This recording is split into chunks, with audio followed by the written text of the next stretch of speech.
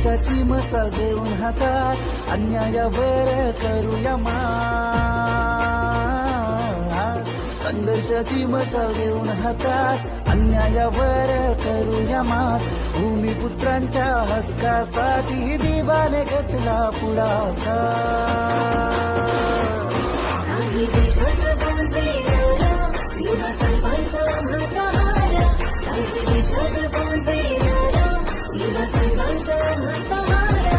अशा थोड्या महान दैवाचा आहे आम्हा अभिमान. भीमासाहेब आहे आमचा ब्रँड. त्यांच्या कार्याला